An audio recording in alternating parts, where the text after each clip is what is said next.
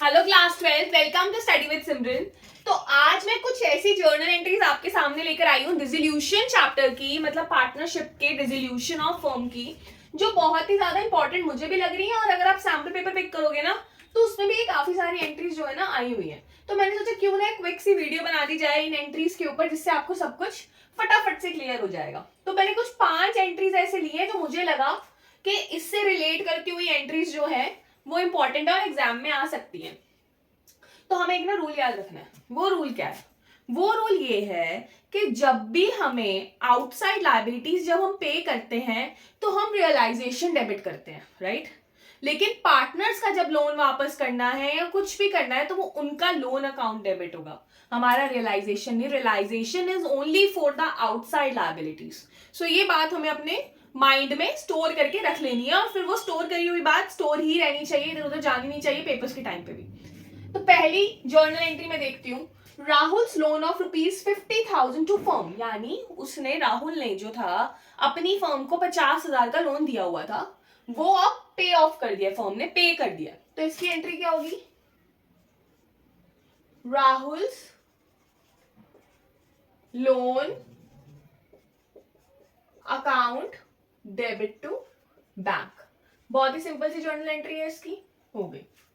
X paid back loan to firm of ₹20,000। अब ये उल्टा हो गया, अब फर्म ने X को लोन दिया था, अब X क्या कर रहा है? फर्म को जो लोन है वो वापस पे कर रहा है। अब वो वापस पे कर रहा है तो उसकी जर्नल एंट्री देख लेते हैं।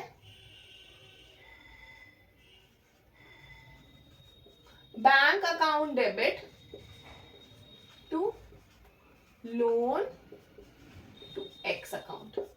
देख रहे हो, कुछ भी नहीं है यार, उल्टा है, यहाँ उल्टा है तो यहाँ पे भी उल्टा। बड़ी सिंपल सी बात है।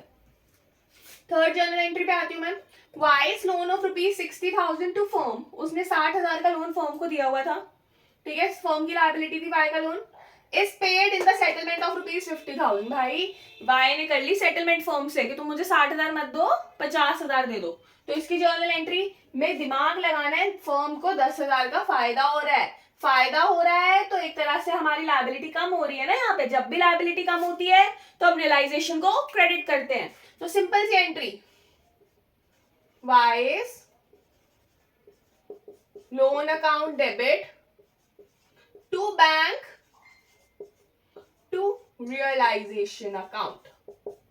यहां पर आया आपका 60, उसको जा रहा है 50 और फायदा 10 का, तो फर्म रियलाइजेशन हमने 10 से क्या कर दिया? क्रेडिट कर दिया। X paid realization expenses of 15,000 on behalf of firm। अब X ने पे कर दिया ना, हमें तो सीधा सीधा फर्म का देखना है कि फर्म क्या कर रही है।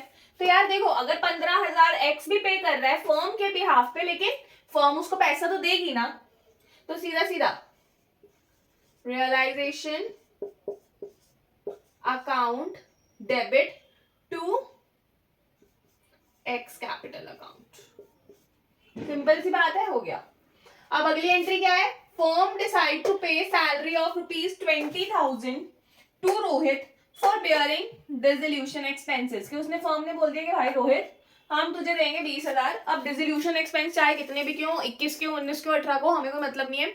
हम तुझे 20,000 दे रहे हैं तो डिसोल्यूशन एक्सपेंसेस संभालेगा। अब अगर यार एक बात बताओ, उसको तो 20,000 मिल रहा है ना काम करने का, तो अब चाहे 17 के हो चाहे 18 के हो, फर्म को वापस नहीं करेगा पैसे, वो अपनी जेब में रखेगा। फर्म का अकाउंट डेबिट हो रहा है 20,000 से और रोहित का अकाउंट क्रेडिट हो रहा है 20,000 से। हमें तो बस ये याद रखना है। तो realisation account debit to Rohit capital account. तो ये 5 एंट्रीज है, जिन एंट्रीज में आई डोंट थिंक सो कुछ भी है। ऐसा भी नहीं है कि आपको अपना दिमाग बहुत ज्यादा लगाना पड़ेगा हर चीज का लॉजिक ढूंढने के लिए। आप डिसोल्यूशन आई एम श्योर कर चुके होंगे। अगर आपको डिसोल्यूशन आता है तो ये जर्नल एंट्रीज याद रखने में आई डोंट थिंक सो कोई प्रॉब्लम होने वाली है। तो प्लीज आप इन ही सारी जर्नल एंट्रीज को एक बार दिमाग में जरूर बिठाइए, क्योंकि मुझे लगता है कि जर्नल एंट्रीज बहुत इंपॉर्टेंट है। सैम्पल पेपर में भी आई है, तो सैम्पल पेपर का जैसा फॉर्म होता है वैसा ही एग्जाम का फॉर्म होता है, तो हम क्यों छोड़े इनको। तो अगर आपको ये चीजें क्लियर हुई होंगी तो प्लीज चैनल को लाइक करें, सब्सक्राइब करें, और कोई भी क्वारी हो तो please comment down. Thank you.